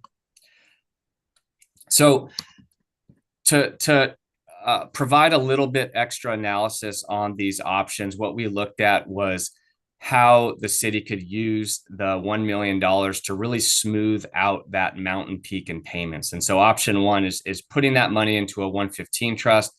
Because we're working under different assumptions with what the UAL could look like, we wanted to show it in 2 different ways. And so we'll get into that on the next couple of slides, but that will, to preview that, it really shows the benefit of the 115 trust, which is the fact that you can kind of adapt your strategy year over year. And knowing how volatile CalPERS is, that does give you a lot more budgetary flexibility versus option 2, which is where you would send that money, all of that money to CalPERS. You wouldn't see it again.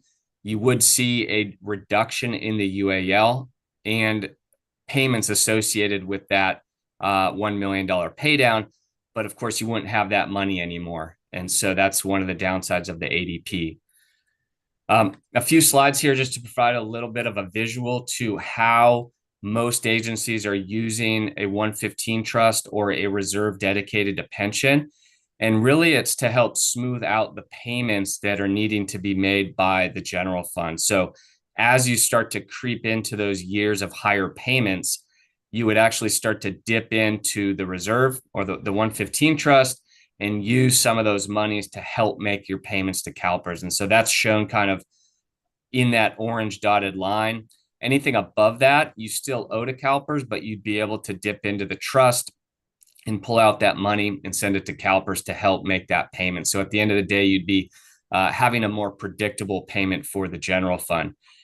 As I mentioned before, this chart here shows the payments based on the 24 valuation. So that's the higher $11.6 million UAL. If we were to kind of take the same strategy, but show it on this slide for where we think the UAL is going to be after the 12.1%. So this summer, when we see the new reports, you can see those light blue bars look a lot different. And so if we were to adjust the withdrawal strategy for the 115, you'd actually be compressing the use of those reserves over about a 4 to 5 year period.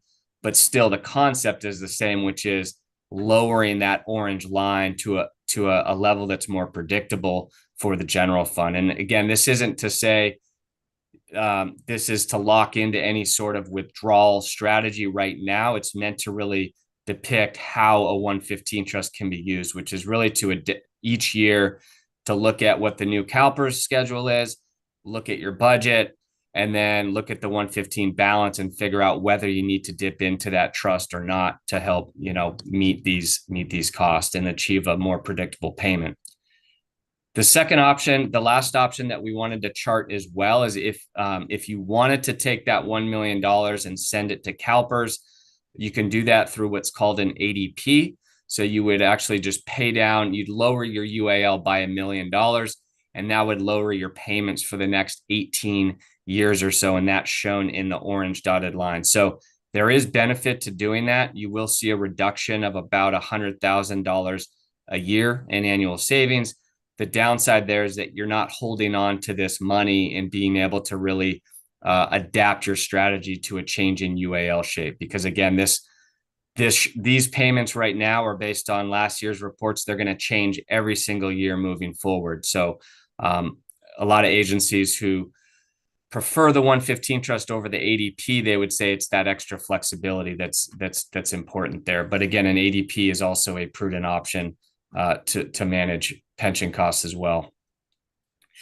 A lot of numbers on this slide. I don't want to take too much time on it, but what it's really showing is in option 1A and 1B, the left side and the middle side, how those withdrawals would look a little different if you're assuming a different UAL payment shape with CalPERS. So again, this is something we'd encourage you to kind of reevaluate each year. When the new reports come out, you look at what the new payments are that you're required to pay. You look at the 115 trust, and you really figure out what amount and when does it make sense to draw down that money. And then, of course, on the way right, those are the reductions in payments from the $1 million ADP. So last slide before I open it up to questions. Again, the city's been diligent in trying to manage these rising liabilities, which is arguably the largest financial burden for all members across the state, all cities. You did execute on the UAL restructuring in 21. That interest rate is a 3%. That's not going anywhere. Those payments are fixed, which does give you some extra predictability. And you have built up the pension reserve as well as execute the prepayment every year. That $1 million reserve is strong in our opinion. Of course, if CalPERS goes out and has another bad year, those blue bars are only going to grow. So there's, in our opinion, there's never enough money in there, but we understand the city has lots of other priorities as well. Based on our review of the situation and in conversations with staff, there's a couple recommendations from our standpoint. One is to utilize the 115 trust as opposed to the ADP to CalPERS. Again, both are good strategies, but hearing the need and the objective of maintaining as much budgetary flexibility and liquidity to kind of handle future unknowns that we were hearing from staff. This 115 trust strategy is sound. You will be able to smooth that mountain peak in a much greater way. So you could actually concentrate the savings in the years you need it, whereas an ADP actually spreads those out over 18 years. And I think it was pretty clear on the chart that, the biggest budget challenge is really in the next 4, 5, 6 years. So the 115 really allows you to focus all the resources into those years. And then lastly, if that money is going to sit there like it has been in the internal reserve, If you look back at where a lot of 115 trusts have performed in terms of their investments, they're going to show that they've generated higher returns than what you would do in your internal reserve. So that would be kind of the second component of our recommendation. And I'm sure there's questions, and if I missed anything, I'd encourage Gretchen or staff to chime in as well. Great, thank you so much. Do we have questions from council? I have a question. Thank you very much for the presentation. I remember going through this in 2001, I guess when we decided what we were going to do with that unfunded liability. And it is very complex. It's very unfortunate, but it is what it is. The question I have really is on option 1A and 1B. Are you saying that you would determine on a year-by-year basis what your contribution would be? Because I definitely, I see that, there's a $1.4 million cost to the city under 1A. It's 1.06 under 1B. But I also understand that option A is, is kind of a nice little smooth, gentle payment structure. But in B, it's elevated at the beginning. So, but one of the things I talked to Sean about earlier is, are we able to just decide this on a year-by-year basis based on what our economy is? I mean, I absolutely myself support staff's recommendation in going with option 1. That to me is the only viable way. So my only questions are 1A, 1B, and when do we decide that? Yeah, great question. And some of this I would defer to staff, but I would say, having seen this strategy, it is the most common strategy being utilized when we look around the state. And yeah, each year evaluating whether it's the year to dip into that trust and by how much. And there's a lot of factors that would obviously come into that. The one we're talking about here tonight is, well, what is that mountain peak look like? And that's why we wanted to show kind of two variations to show, okay, 1A, this is what it currently looks like.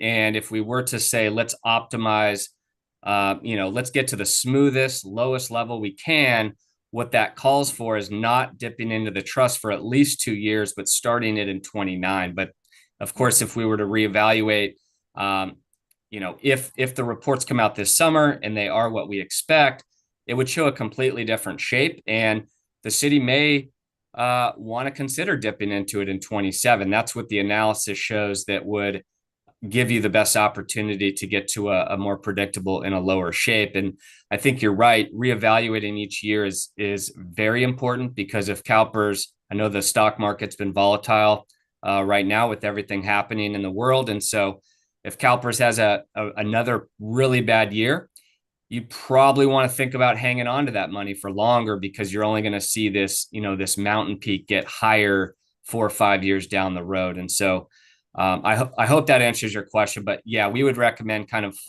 each year checking in with how this looks, and then determining that year what makes sense for you. Thank you. I appreciate that, because that was a question that I had. I mean, but again, I'm fully in support of option 1. I think $1 million is great. I understand that we can also pull that money out if we absolutely needed to, if there was some kind of fiscal emergency, correct? Is that correct? That's correct. You're able to, if you look at this chart right here, just because I have it up, you have about 2 million, 2.5 million of payments each year to CalPERS. So theoretically, you could use that, use that money for your CalPERS payment and then save it in the general fund, or you could even reimburse yourself for payments made the previous year. So there are ways in an emergency where you can pull those funds out. Okay. It sells it. So thank you. Those were the only questions I had. Councilmember Holmes. Yes. I'd like to know how many former employees are receiving pensions through this program. That's a great question. Let me see. We have an appendix here. So there's 3 plans that the city has, 49 covered members in miscellaneous, 17 in fire, and 24 in police. So that's about 89 total there. Okay, thank you. Just to follow up then, tonight, we just have to really determine whether or not we want to be a part of the 115 trust. And then the payment plan is something staff will figure out. Yeah, Yeah, so so- the action tonight is really just give direction to staff to bring this back. The actual documents, all this stuff needs to be drawn up. We would bring that back, put it on the consent calendar, assuming that council's okay with it. And then I'll let either Gretchen or Michael talk about the actual like withdrawal and the way that stuff works, because I don't know that. Yeah, so Sean's exactly right. We would bring back another item to establish by resolution, doing the 115 trust. The payment schedule does not need to be established at that time. So it would really, the year by year situation that we talked about earlier, that's what we would follow. And it would be coming back during the annual budget development process for what we're recommending our payments be. Great, okay. And then I think I heard you say most cities are opting for this, this way to go for payment.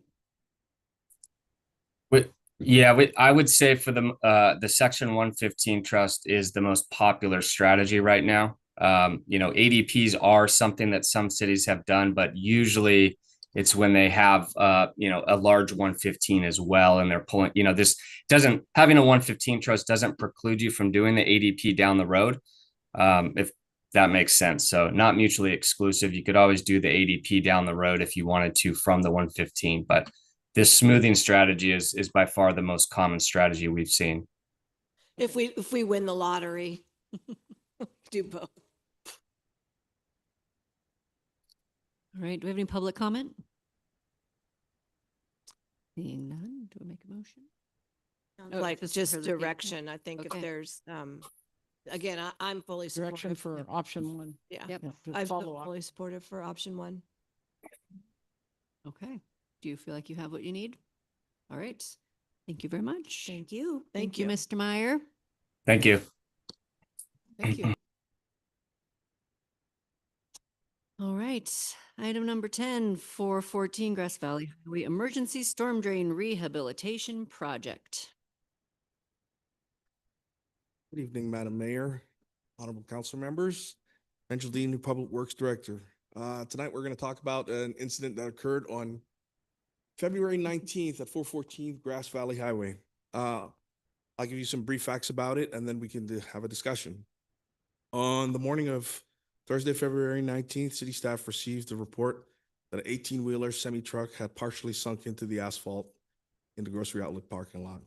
Our initial observations on arrival was that the truck had fallen within the area of our storm drain that traverses most of the water through the Auburn Ravine.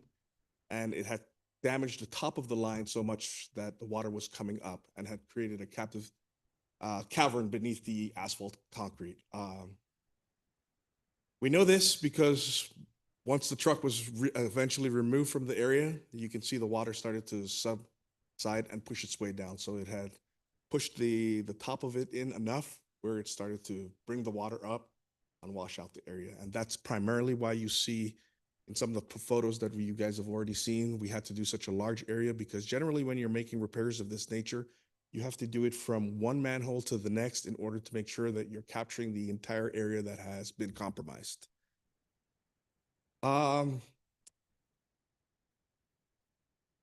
Thanks to Hall's Towing, which we contacted pretty early there, and they were busy doing a lot of things that morning, to be completely honest with you.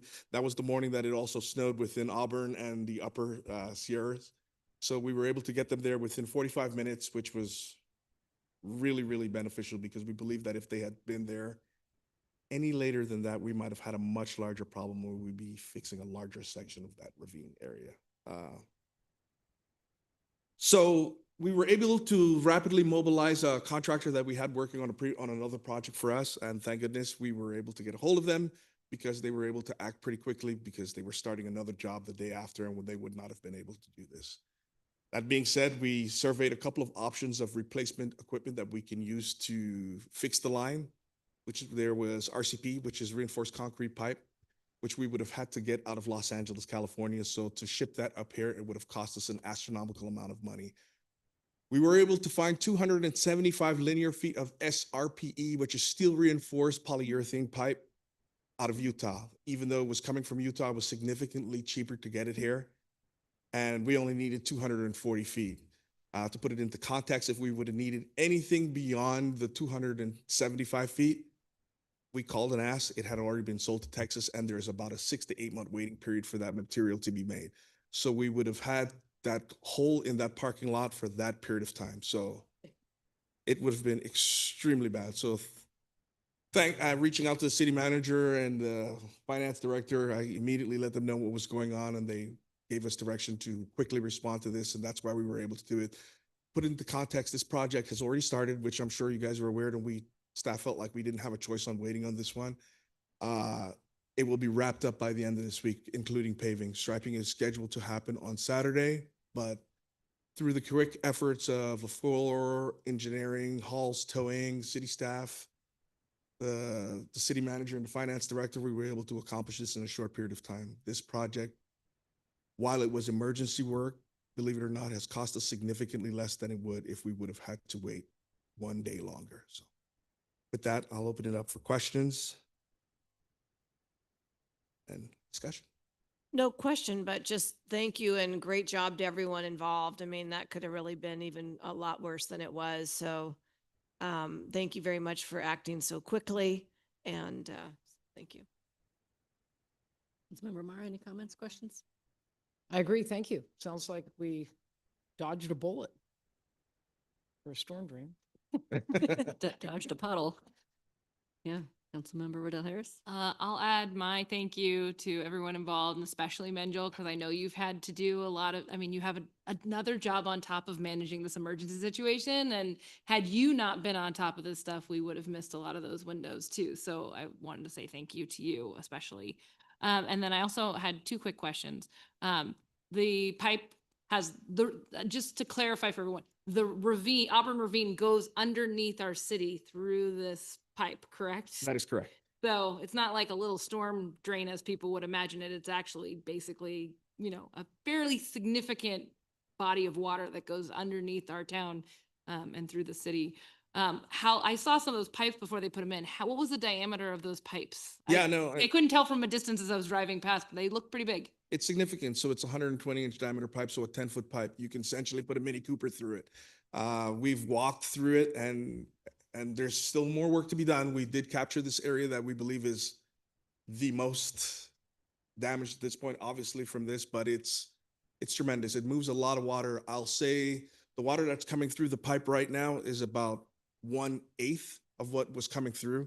We had just come out of a 96-hour rainy period where we received, I think, about 5 to 8 inches of rain over that period, and it was actively snowing the morning that this happened. And the unfortunate truth about it is that it probably didn't need to happen. The truck that parked over the area, over the storm drain, was on its way up to deliver food to someplace in Truckee.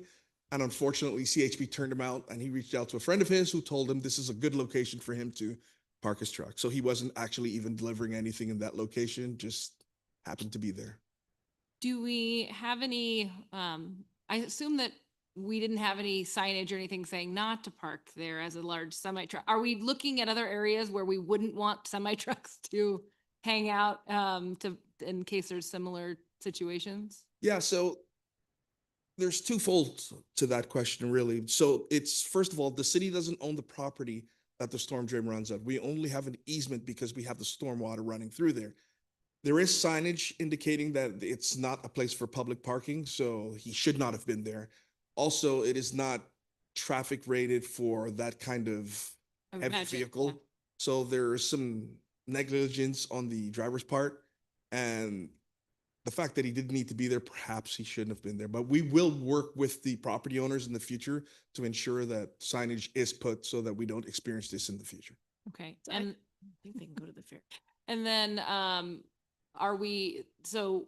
guess there was one more question and I can't remember. It just left my brain.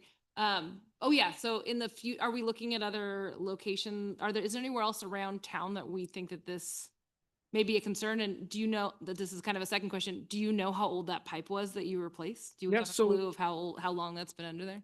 So the pipe isn't as old as it you would think it is. I believe that pipe was actually the ravine used to be daylighted through there in the early 80s, if I remember correctly. That pipe is an aluminum pipe that's scheduled to last 100 years.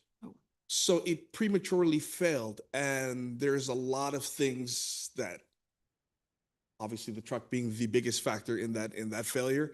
I'll say this. The new pipe that we put in there, the steel reinforced polyurethane, will outlive every single person in this room and our children. So we don't have that issue. With that being said, we will have to identify the areas in the city where this is or has the potential to become a bigger problem and make sure that that signage is out there. Thank you. Yeah, I think that our storm drain system in general is kind of a whack-a-mole problem that we're just trying to get ahead of as much as we can, but without a dedicated source of funding, it's an issue. I mean, So- it's a old city with old Yep. storm drains, and we don't have a dedicated source of funding. And so we kind of catch things after Yep. the fact, but we don't have a maintenance plan like we should on our storm drains. That's true. Well, I just wanted to add also quickly, this is not the best phone call to get when you're the city manager and you're with your family in Disneyland. Menjo did a great job of handling it, and I didn't have any worries at all. So I just wanted to give a kudos to you. Thank you for that. I appreciate that. But Little decrease of the stress level, yeah. Councilmember Morrow. Yeah, I have a question for the attorney. Then based on what I just heard, is there any way we can receive compensation or recoup any of our expenses? It's possible against him or the driver or the company potentially. So I do think something to consider with the risk pool and to reach out if we're going to make any claim on this and just for their input as well, but potentially, yeah. Okay. I'll say this, staff is already looking into that process to make sure that we capture any funding that's available outside of what we would normally do. And with that being said, over the last year, I'd like to give a kudos to the Public Works team. We have been mapping our storm drain system throughout the city. There was a lot of areas of the city that we were not even aware that storm drains existed. But I would say within the next 7 to 8 months, we will have a complete GIS map of our storm drain system. So not only will we know where they're at, in the process of doing that, we're doing some assessment. So while we might not have the funding to do it, we'll be able to attack it in the future when funding is available. Thank you, Menjo. Great work. Do we have any public comment?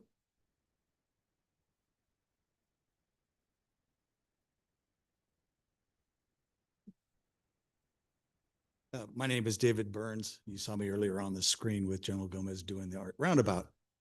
My background before I started working with doing General Gomez is an engineering geologist, doing a lot of watershed management, large-scale watershed management projects. And even though this was decided it was a storm drain repair, that is not a storm drain. That is the Auburn Ravine. And it would never have been buried today, period. You couldn't get through the environmental review to bury an active stream that long just to put in a parking lot. So that's unfortunate. So I wanted to comment here, they did a great job in getting that thing buttoned up pretty quick. My primary comment is that there's a lot of people that are trying to actively build fisheries, native fishery habitat again. And that is an active fishery barrier going from Elm Street all the way up to where it daylights behind whatever that bank is up there. It always changes. And this could have been an opportunity to start working at changing that culvert to where it's more fish friendly based on the, how the type of pipe that went in. And I understand completely everything that the city had to work with to get that replaced as quickly as possible. It does take time to get culverts in, and Minja was talking about how that goes. However, I wanted to put out there that in the future, when these things show up, it's questionable how much emergency it was once the semi was out of the way. It could have been fenced off where no one would fall in that hole. If water was boiling out, which I didn't observe, that is, it's a oval pipe, that aluminum pipe that they were replaced was an oval pipe installed. They installed it vertically instead of horizontally originally, and water has already eroded around the bottom of that pipe, so it made it even more difficult for Minjal's team to work with getting that done. But the two transition points between the concrete box culvert that it was going into underneath Elm Street, you know, we now have a 10-foot diameter pipe going into a pipe that's this, or concrete, open channel concrete that's this tall and 16 feet wide at least. And so there's this big barrel that goes into this really small hole. And if that's always been that way, it could have been why it was backing up and causing some of this problem in the first place. So I'm just looking in the future, when we get to these kind of situations, that we actually address the potential fishery issues in there. The Save the American Auburn Ravine Salmon and Steelhead Group, SARSIS Group, you know, they've been working diligently to get rid of all the barriers coming up. And this is the last big barrier, at least in our city, that could have been addressed. You know, we were not going to daylight the creek anymore because that would take an act of Congress probably to do that, funding wise and whatnot. But there are a lot of aprons that can go in the bottom of pipes that allow for fish passage instead of how fast the water is going to go through that pipe. So to have a smooth barrel pipe, you know, that was installed, that's very slick and fast. If anything comes in at the front, we're looking at the top, is certainly a risk, you know, a human risk issue. You know, we did a risk assessment for all the metal debris in the Auburn Ravine, which we've seen in the reports of the bridge collapse. I was the one that spearheaded doing that originally. And this could be something like that. You know, we do get homeless people sleeping up above. And if any of them, or people sleeping in the pipe, that's a long ways. I don't know, 600 feet probably. How long is it from the top to get down there? Yeah, it's 680 feet, and it's I don't know what the gradient is, but it'd be fast water because now the more development we put, the faster the runoff, the faster the streams, you know, stream volumes are going through there. So I just wanted to bring it up that, you know, in the future we at least try to look at, you know, how we can start incrementally, you know, putting, you know, fish habitat back to where they go. When I was a kid, we used to fish in the Auburn Ravine all the time, not for salmon and steelhead because that's really been messed up, but you know, that reach is critical anyway. So I just wanted to bring that to your attention that, you know, if we start moving forward with replacing that aluminum pipe, to start thinking about Thank that. you so much. All right. Any other public comment? Thank you. I appreciate the input. Okay, can I make a motion? Yes, ma'am. All right, I'm gonna make a motion as it is stated in the agenda for this item, because it's long. I'll second. Do we, for both? Yeah, it's understood that it's going to include the motion and the resolution on item 10. Thank you. Do we have a second? I seconded it. All right, Madam Clerk, will you please call the roll? Councilmember Amara. Yes. Dowden Calvillo. Aye. Holmes. Riddell Harris. Yes. And Mayor Davis. Yes. Thank you so much, Menjo.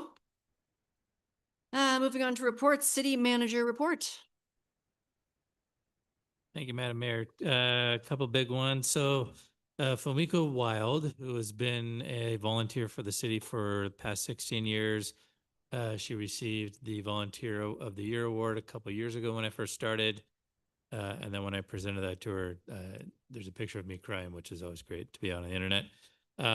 She is, I think, 80 something years old, 96 years old. She's 96. I'm sorry.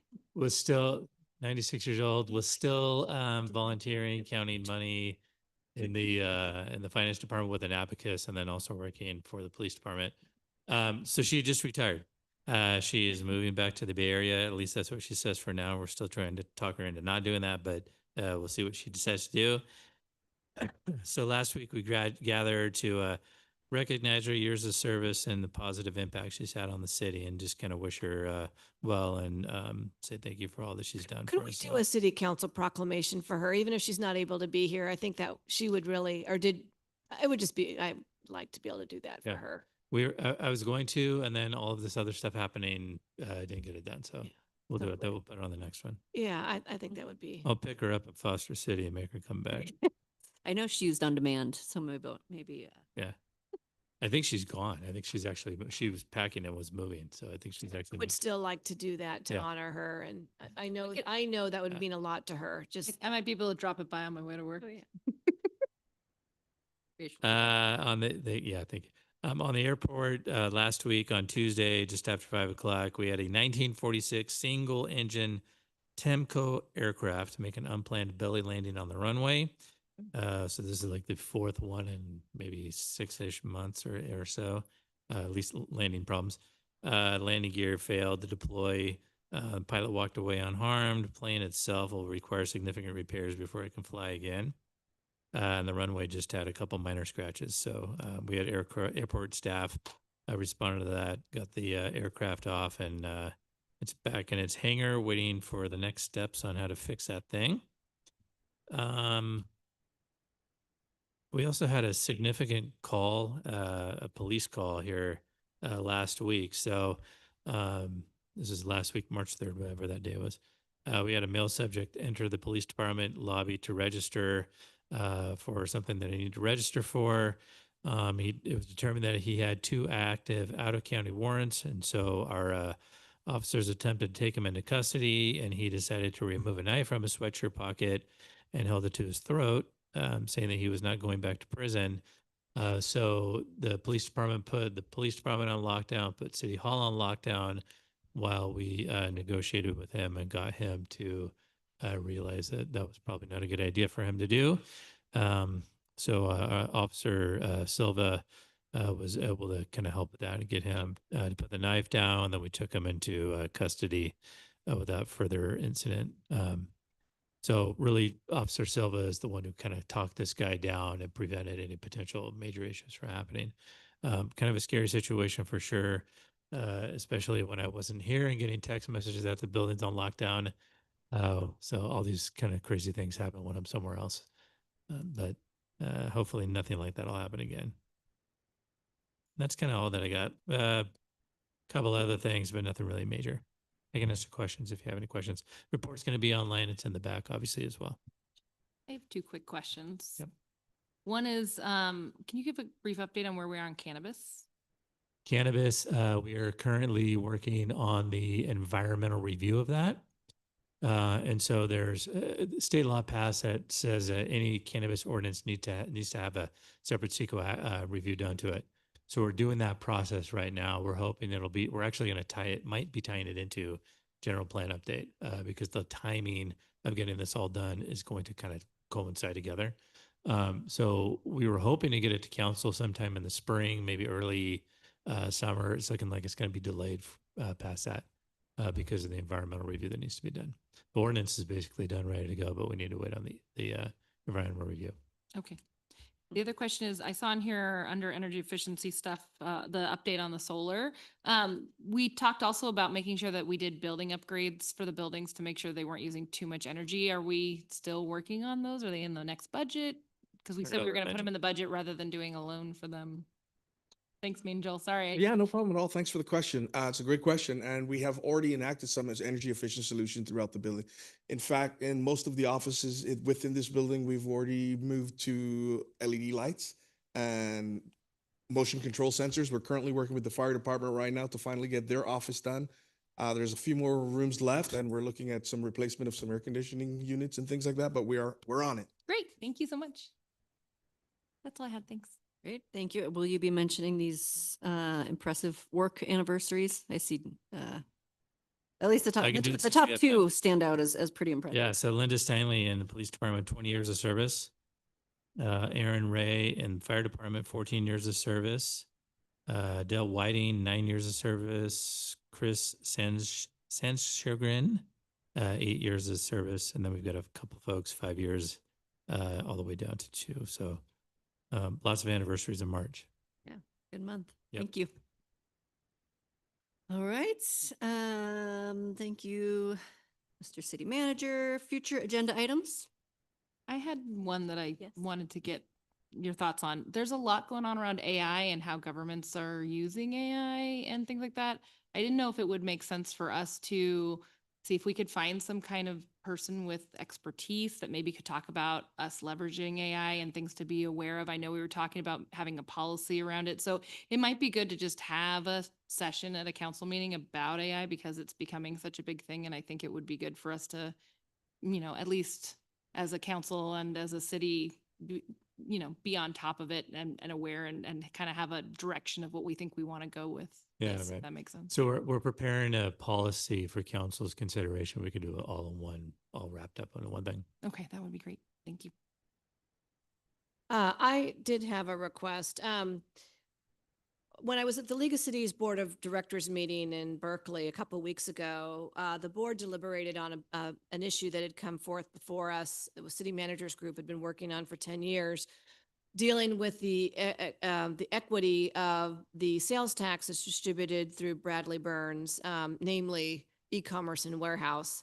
And it really struck me as something that I think would be beneficial for us to get an update on Bradley Burns sales tax, and how our sales tax is generated and how we receive it.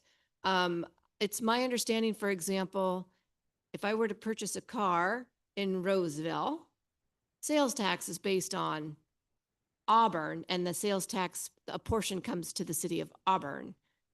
And so, I mean, there are lots of nuances with regards to sales tax, and I just think it would be advantageous for us to have a workshop about it. Again, the league talked about ways that, you know, some of the sales tax could be distributed and amongst the cities. We did not adopt any policies. We wanted to keep the status quo, but I do think it would be beneficial. And I spoke to the mayor about this as well, and just to have a little study session or what have you, a presentation about Bradley Burns and what that means for the city of Auburn with regards to sales tax and what it could mean in the future. Thing for sure. Yeah. Thank you. You have sufficient direction for that? Okay, perfect. Yes, Councilmember Holmes. Yes. I brought this up several times before about certified local government status. And I checked, and it appears that there are no cities in Placer County that have qualified for that. And the closest one to Auburn is Sacramento.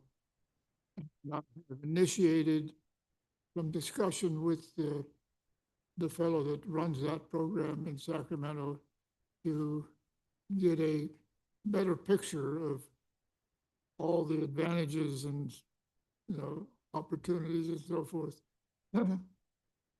for certified local government status for the city of Auburn.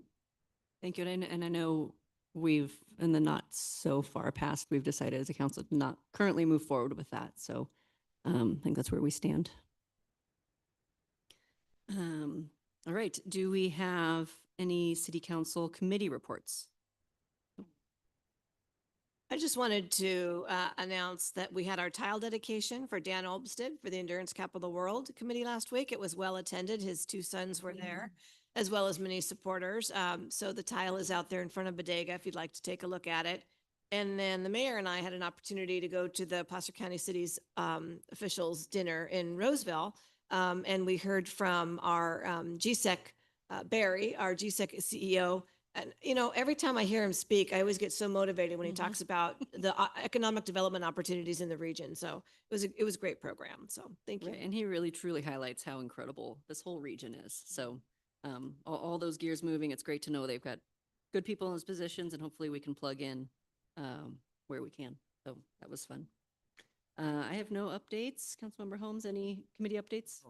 Just a quick update. The Youth Advisory Commission is still working on our event that we're going to be doing. It's on May 16th from 4 to 6. It's going to be in School Park Preserve. It's going to be a music festival of sorts for youth.